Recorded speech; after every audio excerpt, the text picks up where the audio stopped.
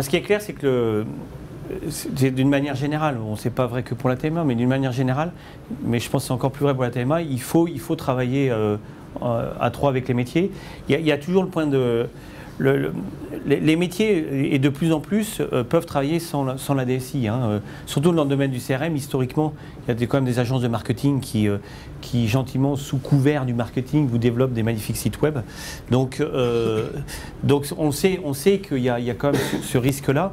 Donc la meilleure défense, c'est quand même l'attaque. Donc travailler avec les métiers, les impliquer dans les décisions, dans le quotidien, donc travailler ensemble avec la gouvernance, comme on l'a dit, travailler ensemble avec les indicateurs, ce sont des éléments qui font que la confiance, on en a parlé entre nous et le prestataire, bien évidemment, il faut l'avoir entre nous et les métiers. C'est quand même le prérequis pour moi d'une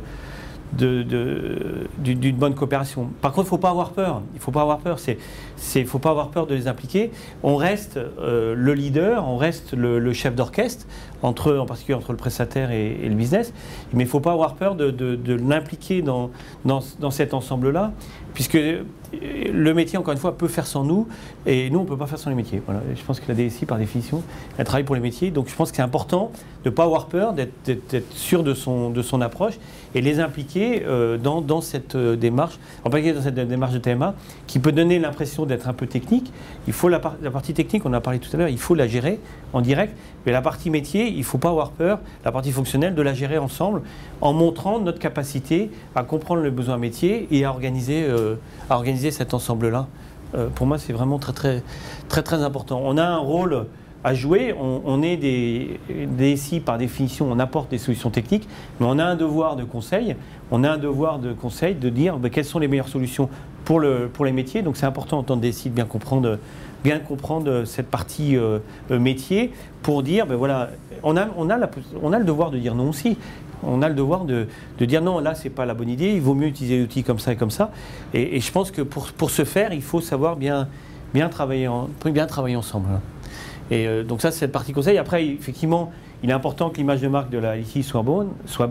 Et donc, il faut savoir se vendre. Maintenant, une DSI ne tombe pas en tant que telle en disant, voilà, c'est obligatoire, on est obligé de passer par eux. Il faut savoir aussi se vendre, se marketer. Maintenant, Sunse s'y met aussi. Donc, nous aussi, on peut s'y mettre en tant que DSI. On ne peut pas se contenter uniquement de retour de satisfaction, de retour utilisateur. Ça fait partie de notre quotidien, d'avoir le feedback, de le gérer. Mais maintenant, je pense qu'il faut faire plus.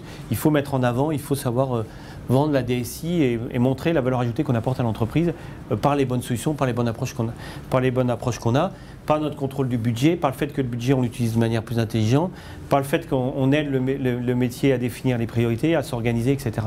Je pense que c'est vraiment très important. Il faut savoir bien gérer ces éléments-là. D'ailleurs, je serais très intéressé d'avoir votre propre positionnement. Je pense que le métier du DSI, les métiers des DSI évoluent très fortement. Et je pense que ça pourrait te faire un autre petit déjeuner, un autre breakfast, sur lequel on pourrait échanger longuement. Ouais. On a évoqué les métiers. Oui. Il y a un aspect qui n'a pas été évoqué là, qui est de dire cette TMA, elle devient partie prenante de la DSI, c'est une extension, ni plus ni moins. Oui, tout à fait. Quand la TMA ne gère pas l'exploitation, est-ce qu'on n'a pas un risque justement de surcoût avec cette jointure qu'on a avec les instances de production? C'est-à-dire qu'on va avoir une DSI, on va avoir une TMA qui est un peu en dehors de la DSI sur la partie construction, la manière de faire l'avance, la flexibilité qu'elle peut apporter, qui est peut-être pas présente en interne, c'est peut-être pour ça qu'on va la chercher aussi à l'extérieur. Et par contre, comment s'articule, quelle est votre vision sur l'articulation qu'il y a avec les instances de production qui sont garants la plupart du temps au niveau des DSI d'une partie du SLA, qui elles ont aussi leur propre contrat de service en règle générale avec des exploitants. C'est externalisé. Est-ce que là, quelle est la vision, quel est le risque de surcoût qu'on peut obtenir là-dedans? Quel est le lien qu'on fait, puisqu'on a parlé du lien direct entre la TMA et le métier? quel est justement le lien direct qu'on peut mettre tout ça, avec les instances de production? Alors, juste pour préciser votre question, pour moi, effectivement, la TMA inclut dans notre discussion le support des instances de production. Ça n'inclut pas la partie infrastructure. Effectivement, moi, la partie infrastructure, pour moi, est un autre métier et fait à part. Par contre, effectivement, idéalement, dans la TMA, ça me paraît difficile, alors ça c'est peut-être plus un point de vue personnel, ça me paraît plus difficile de vouloir sortir le support de production applicatif, hein, c'est-à-dire la partie que François a expliqué, le ticketing, etc. Donc c'est-à-dire que dans cet ensemble de TMA, moi j'inclus la responsabilité applicative des instances de production. Sinon, je suis de votre avis, il y a un risque très très fort. Parce que si vous découpez en trois en disant j'ai les projets, j'ai la maintenance applicative et puis j'ai le support de mon application en prod, je suis d'accord avec vous, il y a un risque de surcoût. Et idéalement, en plus, c'est quand même important que le prestataire de TMA connaisse le fonctionnement au quotidien de l'application, connaisse le rendu au quotidien des utilisateurs. Donc ça me paraît difficile de vouloir séparer le support de production de la maintenance applicative. Donc pour moi, c'est un paquet qui est assez cohérent, assez logique. Alors après, ça peut être lié, je ne sais pas où vous travaillez, ça peut être lié aux contraintes de votre organisation, mais idéalement, on peut sortir la partie projet au sens, voilà, gros projet avec une organisation ponctuelle, mais sortir le support de production de cette maintenance applicative et corrective, ça me paraît compliqué, ouais. Je suis d'accord avec vous. Ouais.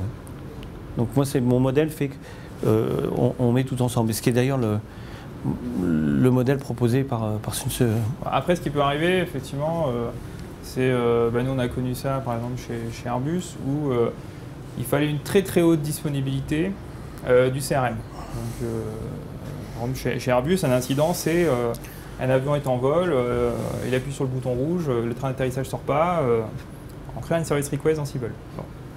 Donc là, évidemment, la personne qui regarde les service requests, déjà, il faut qu'elle soit réveillée. Enfin, il y a des équipes qui sont réveillées à toute heure. Et s'il y a un incident vraiment sur l'application, ça ne se rafraîchit pas, on n'arrive pas à accéder à la base de connaissances. Parce qu'il y a un problème sur l'outil, il faut absolument qu'il y ait une équipe H24 qui soit capable d'intervenir sur l'application. Donc effectivement, chez Airbus, on avait des équipes en charge vraiment de l'exploitation du CRM H24. Donc avec une sorte de checklist qui faisait que pour les problèmes courants, ils étaient capables de les résoudre. Et s'il fallait par exemple redémarrer un serveur, c'est des problèmes de mémoire, enfin vraiment des problèmes très techniques, on va dire, ils étaient capables de les résoudre. Parce que c'est assez rare, une fois qu'on a quand même bien testé l'application, qu'en prod, on découvre un nouveau problème. Par contre, il y avait une équipe TMA, dont Sun faisait partie, qui était plus en charge, on va dire, de la partie correction des bugs connus et des évolutions.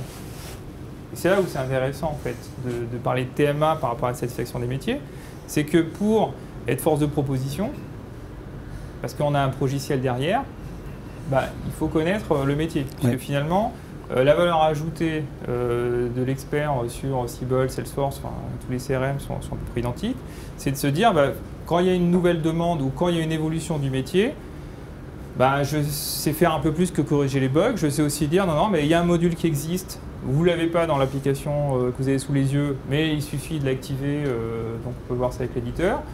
Sur Salesforce, c'est un peu différent parce qu'il y a un certain nombre d'applications qui existent dans l'écosystème AppExchange. C'est aussi vrai pour Oracle Cloud Sales. Il y a un écosystème qui est créé. Enfin, toutes les applications dans le cloud ont un petit peu copié ce qu'on a dans notre iPhone où c'est hyper simple de rajouter un module. Et voilà, c'est le principe. C'est-à-dire qu'on ne va pas développer à chaque fois quelque chose de nouveau. Par contre, il faut bien quelqu'un qui connaît ce module pour vous le proposer. Et pour ça, donc on est un petit peu main dans la main, on va dire, sur l'aspect. Je connais le métier, je sais corriger des bugs, mais à un moment donné, je sais aussi proposer les bonnes évolutions. Et c'est assez différent du métier de l'exploitation pure, qui effectivement est réalisé par la TMA classique, j'allais dire, chez Mylan, puisqu'il n'y a pas de contrainte de taille après. Voilà, il n'y a pas de contrainte H24. Il faut que ça marche simplement de 8h à 19h. Donc pour ça, on peut s'organiser aussi avec une TMA simple. Il y a un problème de volume. On reste, Mylan reste une société de taille moyenne en termes, même s'il y a quelques centaines d'utilisateurs sur l'application. Ça répond à votre question, oui? Oui. Est-ce qu'il y a d'autres... J'avais une question sur ta vision des priorités. C'est-à-dire que souvent, quand on est intégrateur, on arrive chez notre client favori et on dit, bah voilà, les priorités, c'est le Wikipédia des priorités. Hein. Donc, priorité 1, c'est business critical, etc., etc., et ainsi de suite. Et parfois, on est confronté à des business qui disent, oui, mais ça a l'air tout bête, mais le petit libellé ou l'écran qui n'est pas au bon endroit, je considère que c'est hyper important. Ou alors, des fois, il y a des choses qui sont importantes mais peu urgentes. Donc, comme souvent, on fait tout ce qui est urgent. Donc, à un moment donné, il faut bien s'occuper de l'important. Et donc, à ton avis, est-ce que c'est plutôt au DSI, qui est plutôt chef d'orchestre, de dire, bon, bah, je prends le backlog des évolutions ou des anomalies pour dire, bah, voilà, c'est comme ça qu'on va les faire, et tu vas négocier auprès du business sur le fait qu'il faut faire ça, enfin, DSI ou l'équipe. Ou alors, tu penses que c'est au business lui-même de définir ses propres priorités, ou à l'intégrateur de finalement suggérer... Non, c'est pas l'intégrateur, ça c'est sûr. Sans doute. Ça c'est sûr. Non, je pense que moi c'est vraiment un point sensible. On ne peut pas dire que c'est le DSI c'est la DSI qui a le dernier mot. Par contre, c'est indispensable qu'on ait un point important dans la décision. Donc je pense que il faut arriver à avoir la communication. Il faut définir des règles. Donc ça, je pense que c'est indispensable, définir des règles. Ce qui fait que quand un ticket, une demande est loguée, on arrive déjà à prédéfinir sa priorité. D'accord ? Et puis après, il faut arriver à discuter avec le métier sur le réel niveau de priorité. Parce qu'on peut se tromper. C'est le métier, à l'arrivée, c'est quand même lui qui utilise l'application. Donc c'est quand même lui qui sait, au moins dans son domaine, ce qui est urgent et pas urgent. La complexité, en particulier, tu l'as dit tout à l'heure dans les applis CRM, c'est qu'il y a différents métiers. Il n'y a pas un métier en face de nous. Hein. Il y a les ventes, il y a le marketing, il y a le service client. Et ce qui peut être très important pour les ventes peut être vu comme pas important, voire même pas nécessaire pour le service client. C'est des discussions qu'on a souvent eues en disant les ventes demandent quelque chose, le service client dit non, mais ça ne faut pas faire, ça ne sert à rien. Donc il faut... Là, notre rôle n'est pas uniquement en tant que DSI, mais c'est aussi en tant que chef d'orchestre, de dire, moi les inputs, je prends celle de tout le monde. Je ne prends pas que celle de... Parce qu'une demande unitaire de l'individu, à la limite, une personne, quand elle demande quelque chose, c'est forcément important. C'est rare que les gens disent, tiens, je veux un truc, mais bon, j'avais pas vraiment besoin. Donc la personne qui le demande, pour elle, c'est réellement important. Donc nous, c'est important, au niveau du chef d'orchestre, de factualiser et de mettre en plat l'ensemble des demandes. Et après, d'avoir, alors idéalement, avoir un comité avec des représentants des différents business où ensemble, on décide des priorités, en sachant que, moi, effectivement, en tant que DSI, je dirais le mot final et revient au DSI avec la délégation qu'il a sur l'ensemble de l'entreprise. Mais le point important pour moi, c'est arriver à mettre en place cette discussion, et on s'aperçoit d'ailleurs, quand c'est bien géré, qu'après, si amertume il y a, c'est plus ce service client qui va dire « Ah non, les vendeurs, et pourquoi ils n'ont pas voulu que je mette ça en place ?» que ça soit contre la DSI. Donc, voilà. Alors, je ne sais pas si vous avez d'autres solutions chez vous, mais je pense que l'important, c'est d'arriver des règles de gestion et un comité de décision, sachant que le budget, à l'arrivée, c'est le budget de la DSI. Donc je pense que le dernier mot, idéalement, il doit être à la DSI. Quand même. Au niveau budgétaire, justement, le modèle que vous avez vu, c'est un modèle où le budget est un budget DSI, oui. où c'est un budget amené par chacune des parties prenantes. Donc, une partie du budget de la DSI reflète une partie du budget du marketing, une partie du budget et donc, le budget de la DSI est un budget DSI d'entreprise, patenté, oui. Métier, ou est-ce que justement c'est le budget de la DSI est une part du budget métier? Et dans ce cas-là, le c'est plus compliqué de la décision... Je suis d'accord avec vous. Alors, idéalement, effectivement, alors après, ça c'est peut-être une autre discussion, mais idéalement, il faudrait que tous les coûts informatiques soient dans le budget de la DSI. Bon, ça c'est malheureusement pas toujours le cas, mais au moins le budget des TMA doit être dans le budget de la DSI, parce qu'à la limite, que les budgets projets, qui est quand même une partie variable, soient dans le budget des métiers, bon, on peut gérer ça.